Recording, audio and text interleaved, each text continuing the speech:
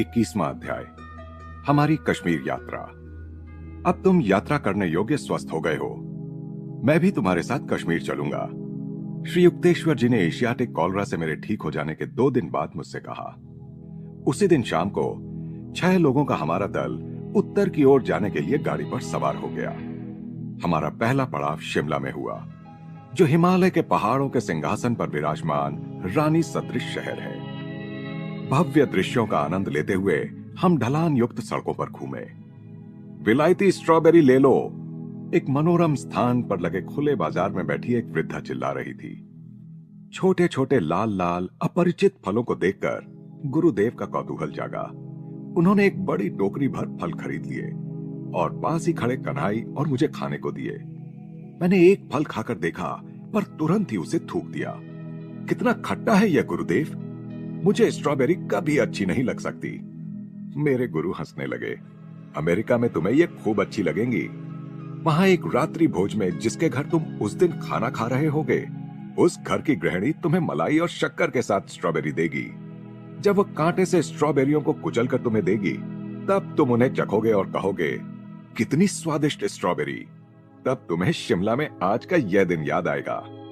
श्री युक्तेश्वर जी की यह भविष्यवाणी मेरे दिमाग से पूरी तरह निकल गई थी, परंतु कई वर्षों बाद मेरे अमेरिका जाने के शीघ्र ही पश्चात फिर याद आ गई।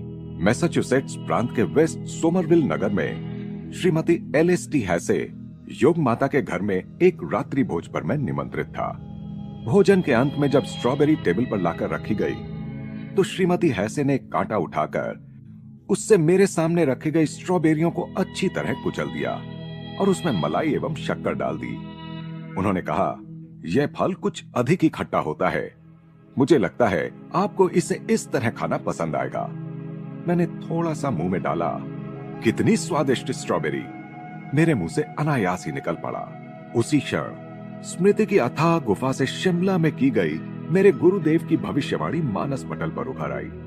यह ध्यान में आते ही मैं नितांत आदर और विस्मय से विभोर हो उठा कि बहुत पहले ही उनके ईश्वरलीन मन ने भविष्य के आकाश में विचरण करने वाले प्रारब्धीय घटनाक्रम को देख लिया था। हम लोग शीघ्र ही शिमला छोड़ रावलपिंडी जाने के लिए गाड़ी में बैठ गए। वहां से कश्मीर की राजधानी श्रीनगर तक की 7 दिन की यात्रा के लिए हमने 2 घोड़ों द्वारा खींची जाने वाली एक बड़ी बग्गी किराए पर ली, जो चारों ओर से बंद थी और उस पर छत भी थी। हमारी इस उत्तर की ओर यात्रा में दूसरे दिन से हिमालय की सच्ची विस्तीर्णता दृष्टिगोचर होने लगी। जैसे जैसे हमारी बग्गी के लोहे के पहिए गर्म पथरीले मार्गों पर घड़-घड़ करते आगे बढ़ रहे थे, वैसे वैसे पर्वत शोभा के बदलते सुंदर दृश्यों को देखकर हम मुग्ध हो रहे थे। गुरुदेव, आरडी ने कहा, आपकी पवित्र संगत में इन वैभवशाली दृश्यों का बहुत आनंद आ रहा है। आरडी के मुंह से सराहना के ये उद्गार मुझे बड़े सुखद लगे, क्योंकि इस यात्रा में मैं संयोजक की भूमिका निभा रहा था। श्री युक्तेश्वर जी ने मेरे मन के भाव को पढ़ लिया और मेरी ओर मुड़कर फुसफुसाते स्वर में बोले, मिथ्या आत्म प्रशंसा मत करो। आरडी को इन दृश्यों से उतना आनंद नहीं आ रहा है जितना सिगरेट पीने के लिए पर्याप्त समय तक हमसे दूर हो सकने की संभावना से आ रहा है। मुझे अच्छा नहीं लगा। मैंने धीमे स्वर में कहा, गुरुदेव, इन अप्रिय शब्दों से आप कृपया रंग में भंग मत डालिए। मुझे विश्वास नहीं होता कि आरडी सिगरेट पीने के लिए बेचैन हो रहा है। परंतु गुरुदेव पर प्रायः ऐसी बातों का प्रभाव नहीं होता था, अतः मैंने आशंका से उनकी ओर देखा। ठीक है, मैं आरडी को कुछ नहीं कहूंगा, गुरुदेव ने हंसते हुए कहा, परंतु तुम शीघ्र ही देखोगे कि जैसे ही बग्गी रुकेगी, वह उस अवसर का लाभ उठाने के लिए कितना तत्पर होगा। बग्गी एक छोटी सराय पर पहुंच गई। घोड़ों को पानी पिलाने के लिए ले ही जाया जा रहा था कि आरडी ने पूछा, गुरुदेव, जरा ताजी हवा खाने के लिए मैं थोड़ी देर बाहर कोचवान के साथ बैठूं तो आप बुरा तो नहीं मानेंगे? श्री युक्तेश्वर जी ने अनुमति तो दे दी, पर मुझसे कहा, उसे ताजा धुआं चाहिए, ताजी हवा नहीं। बग्गी फिर धूल भरी सड़क पर आवाज करते हुए चलने लगी। गुरुदेव की आंखों में हंसी की चमक आ गई थी। मुझसे उन्होंने कहा, बग्गी के दरवाजे से जरा अपनी गर्दन बाहर निकालो और देखो आरडी कैसी हवा खा रहा है। मैंने गर्दन बाहर निकाली और यह देखकर स्तंभित रह गया कि आरडी मुंह से सिगरेट के धुएं के छल्ले छोड़ रहा है। मैंने अपनी हार मानकर गुरुदेव की ओर देखा। हमेशा की तरह आप ही की बात सच निकली गुरुदेव। आरती प्रकृति के दृश्यों के साथ साथ सिगरेट का भी मजा ले रहा है। मैंने अनुमान लगाया कि आरती को कोचवान से सिगरेट मिली होगी, क्योंकि इतना तो मैं जानता था कि उसने कोलकाता से कोई भी सिगरेट साथ नहीं ली थी। नदियों, घाटियों, कगार पर बैठी बड़ी बड़ी शिलाओं और अनेक अनेक पर्वत मालाओं के मनोरम दृश्यों का आनंद उठाते हुए हम घुमावदार रास्ते पर आगे बढ़ रहे थे। हर रात को हम किसी ग्रामीण सराय में ठहरकर अपना खाना बनाते। श्री युक्तेश्वर जी मेरे पथ्य का विशेष ध्यान रखते और इस बात का भी कि मैं प्रत्येक भोजन में नींबू का रस अवश्य लूं। मुझ में अभी भी कमजोरी थी, पर प्रतिदिन उसमें सुधार हो रहा था। हालांकि गड़गड़ाहट करते चलने वाली यह बग्गी उसमें बैठने वालों को सभी ओर से तकलीफ देने का विशेष ध्यान रखकर ही बनाई गई थी। जैसे जैसे हम मध्य कश्मीर के निकट पहुंचने लगे, हमारे हृदयों में आनंद आशाएं उमड़ने लगीं। कश्मीर कमल पुष्पों से भरे सरोवरों की, तैरते उद्यानों की, सुसज्जित शिकारों की, बहुसेतु शोभित झेलम नदी की, पुष्पों से युक्त हरियाली की स्वर्ग भूमि, और उस पर यह चारों ओर से हिमालय से घिरा हुआ। श्रीनगर पहुंचने के हमारे मार्ग पर दोनों ओर ऊंचे ऊंचे स्वागत करते वृक्ष खड़े थे। जहां से ये सुंदर पहाड़ नजर आते थे, ऐसी एक दुमंजिली धर्मशाला में हमने कमरे लिए। वहां नल नहीं थे। हम पास के कुएं से पानी निकाल कर लाते थे। वहां ग्रीष्म ऋतु अत्यंत सुखद थी। दिन में साधारण गर्मी और रात में हल्की सी ठंड। हम लोग श्रीनगर में शंकराचार्य के प्राचीन मंदिर में दर्शन करने गए। पर्वत शिखर पर स्थित दूर से ही स्पष्ट दिखाई पड़ने वाले आश्रम पर मेरी दृष्टि पड़ते ही मैं एक परमानंदमय अवस्था में चला गया। उस अवस्था में एक सुदूर देश में एक पहाड़ी के शिखर पर एक भवन दिखाई देने लगा।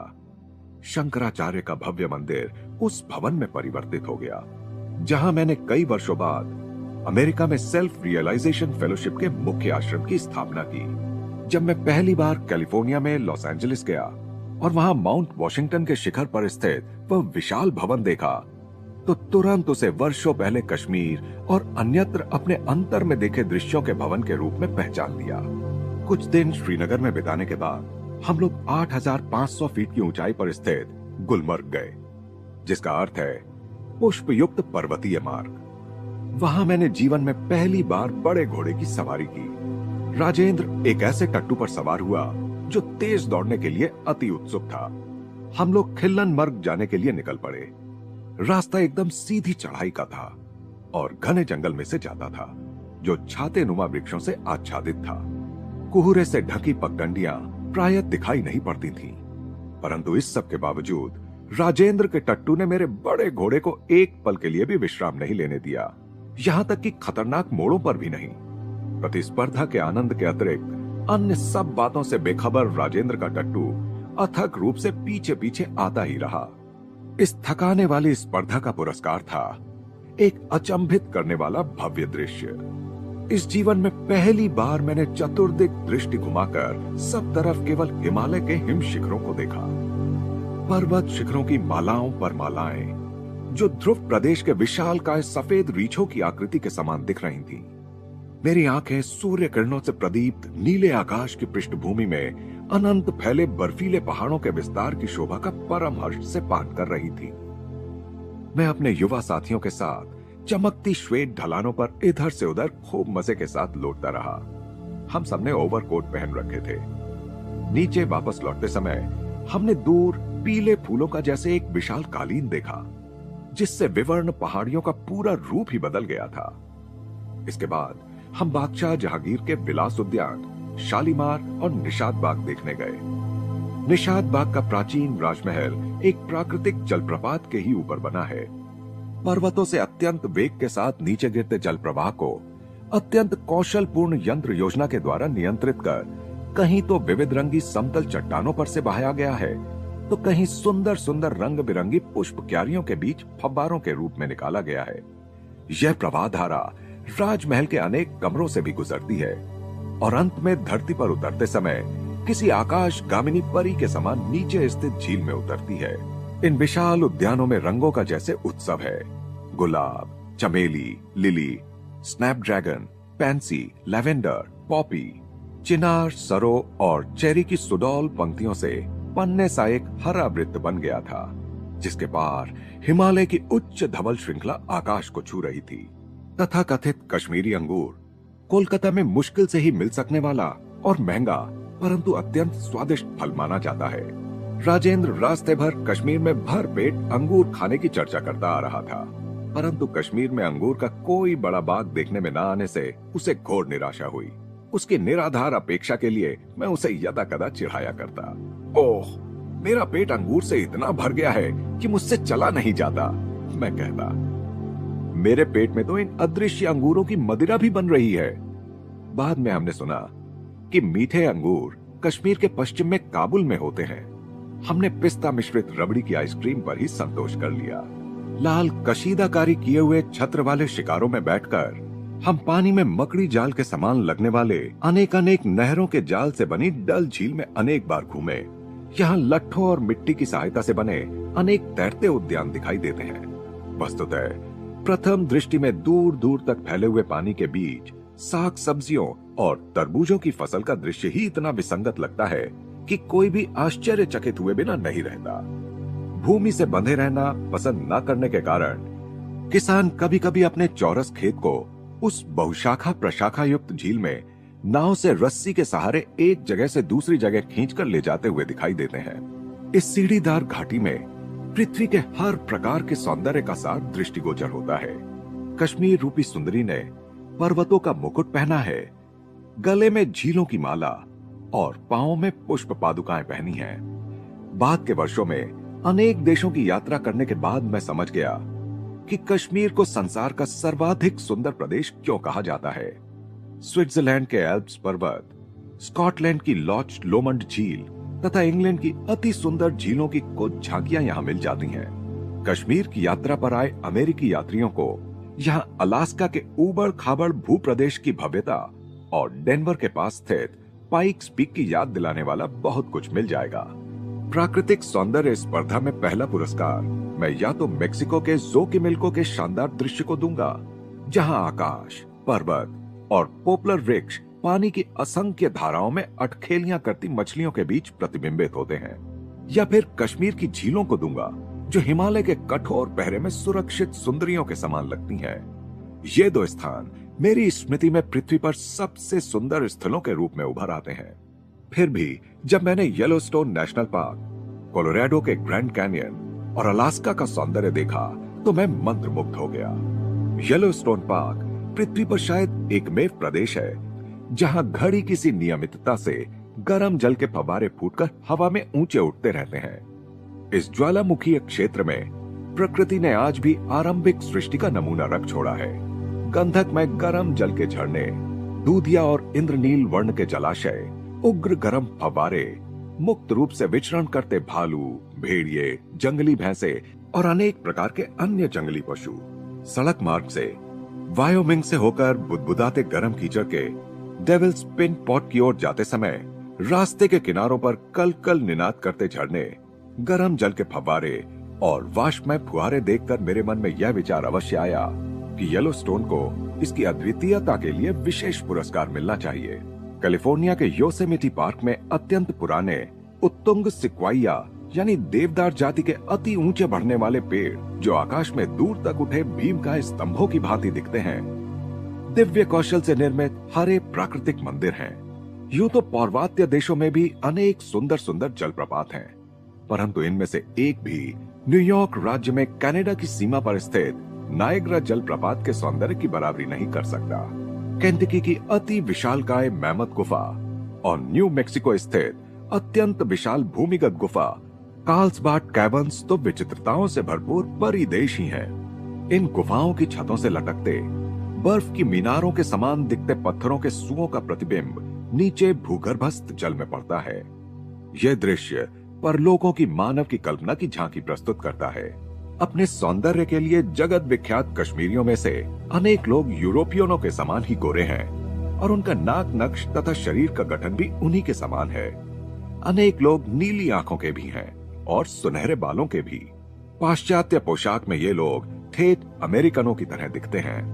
हिमालय की ठंड उनका सूर्य के उत्ताप से बचाव करती है और इस प्रकार उनके गौर वर्ण की रक्षा करती है।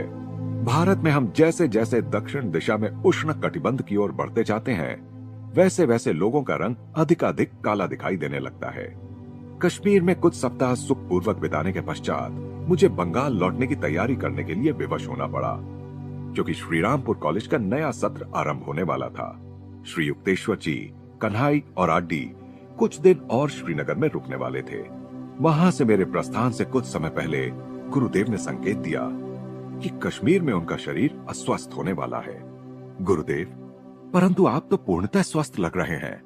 मैंने कहा, ऐसी भी संभावना है कि मैं इस संसार को ही छोड़ जाऊं। गुरुजी, उनके चरणों में गिरकर मैं गिड़गिड़ाने लगा। कृपा करके वचन दीजिए कि आप अभी देह त्याग नहीं करेंगे। मैं अभी आपके बिना चल सकने के लिए तैयार नहीं हूं। श्री युक्तेश्वर जी चुप रहे, परंतु मेरी ओर देखकर इतनी अनुकंपा के साथ मुस्कुराए कि मैं आश्वस्त हो गया। अनिच्छापूर्वक ही मैं वहां से चल पड़ा। गुरुदेव अस्वस्थ, स्थिति अत्यंत नाजुक। आड्डी का यह तार मुझे श्रीरामपुर लौटने के थोड़े ही समय बाद मिला। दुख और संताप के अतिरेक में मैंने तुरंत गुरुदेव को तार भेजा। गुरुदेव, मैंने आपसे देह त्याग न करने का वचन मांगा था। कृपा करके शरीर मत छोड़िए, नहीं तो मैं भी मर जाऊंगा। तथास्तु। यह गुरुदेव का कश्मीर से जवाब था। कुछ ही दिनों में आड्डी का एक पत्र आया, जिसमें उसने लिखा था कि गुरुदेव स्वस्थ हो गए हैं। अगले पखवाड़े में जब गुरुदेव श्रीरामपुर वापस आए तो उनका आकार में आधा हुआ शरीर देखकर मुझे अत्यंत दुख हुआ।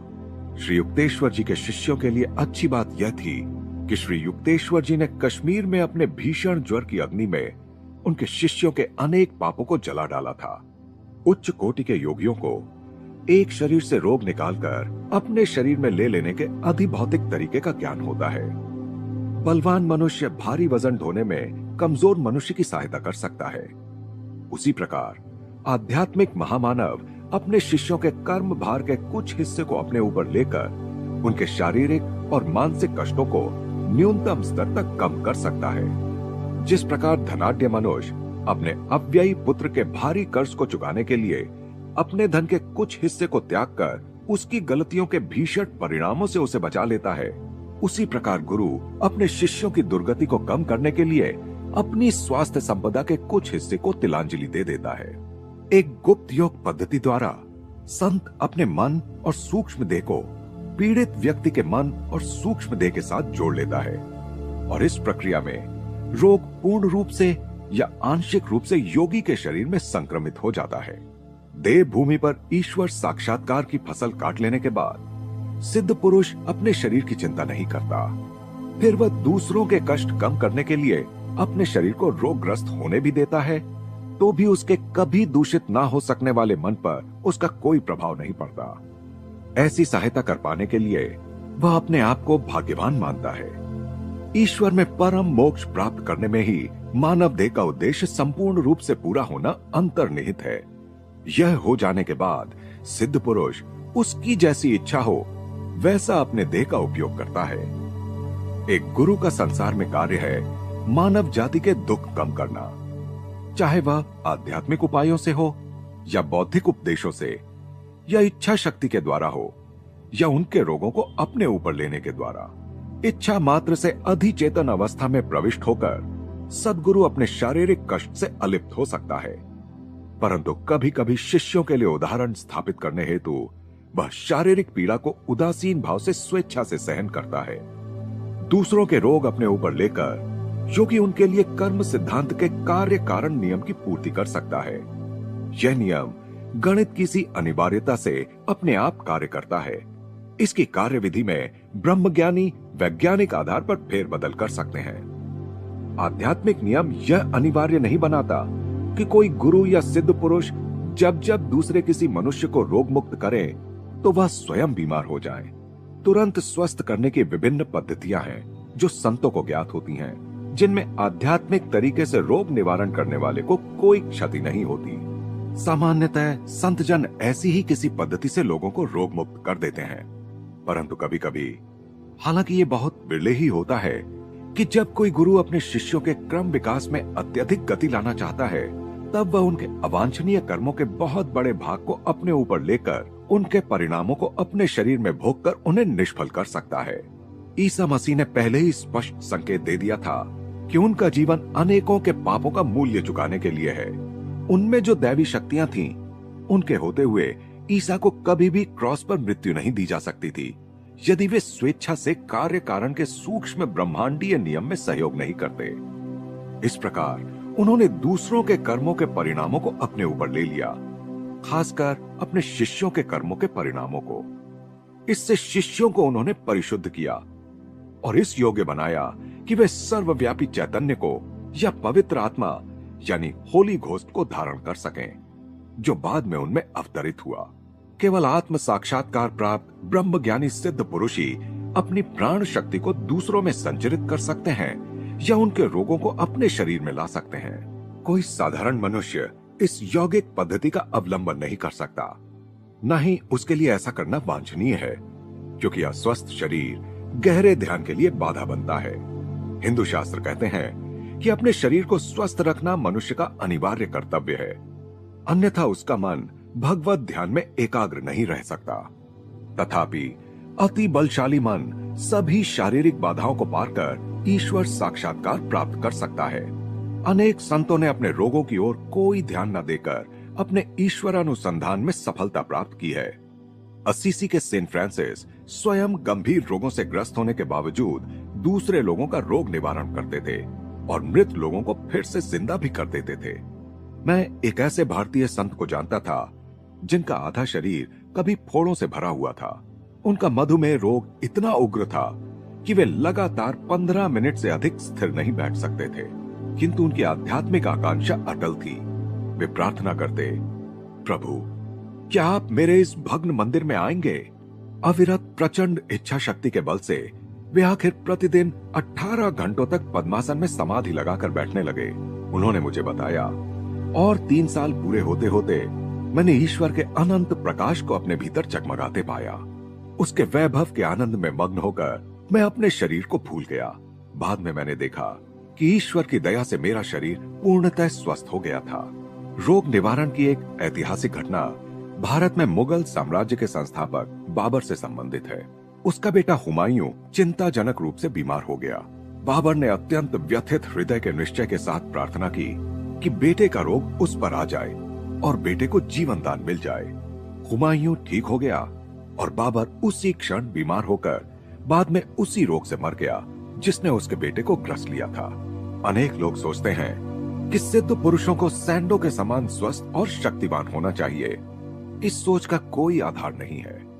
जैसे आजीवन स्वस्थता आंतरिक ज्ञान प्रकाश का द्योतक नहीं है, वैसे ही बीमार शरीर रहने का अर्थ यह नहीं है कि उस महात्मा में दिव्य शक्तियों का अभाव है। संत की पहचान शारीरिक अवस्था पर नहीं बल्कि आध्यात्मिक अवस्था पर आधारित होती है। पाश्चात्य जगत के अनेक विभ्रांत जिज्ञासुओं की यह गलत धारणा है कि आध्यात्मिक विषय के उत्तम वक्ता या लेखक अवश्य सिद्ध पुरुष होंगे, परंतु किसी के सिद्ध पुरुष होने का प्रमाण केवल यही है कि उसमें अपनी इच्छा के अनुसार श्वासोच्छ्वास रहित सविकल्प समाधि में जाने की क्षमता हो और उसे अखंड आनंद यानी निर्विकल्प समाधि की अवस्था प्राप्त हो। ऋषियों ने बताया है कि केवल इन उपलब्धियों के द्वारा ही मनुष्य यह प्रदर्शित कर सकता है कि उसने द्वैत के इंद्रजाल या माया पर अधिकार पा लिया है। केवल वही आत्मज्ञान की गहराइयों से कह सकता है एकम सत, यानी केवल एक का ही अस्तित्व है। महान अद्वैतवादी आदि शंकराचार्य ने लिखा है, जब अज्ञान के कारण द्वैत भाव रहता है तब सब कुछ आत्मा से अलग दिखाई देता है। जब यह ज्ञान हो जाता है कि सब कुछ आत्मा ही है, तब एक अणु भी आत्मा से अलग दिखाई नहीं देता। सत्य का ज्ञान प्रकट होते ही शरीर की अयथार्थता के कारण हुए कर्मों के फल भोगने के लिए शेष नहीं रह सकते। जैसे जागने पर स्वप्न का अस्तित्व नहीं रहता। केवल सद्गुरु ही शिष्यों के कर्म अपने ऊपर ले सकते हैं। श्रीनगर में श्री युक्तेश्वर जी कभी कष्ट न भोगते यदि उन्हें अपने अंतर में वास करने वाले परमात्मा से अपने शिष्यों की उस विलक्षण ढंग से सहायता करने की अनुमति न मिलती। मेरे ईश्वर मग्न गुरु के अतिरिक्त ऐसे संत गिने चुने ही हुए हैं जो ईश्वर की आज्ञा के पालन के लिए आवश्यक सूक्ष्म ज्ञान से युक्त थे।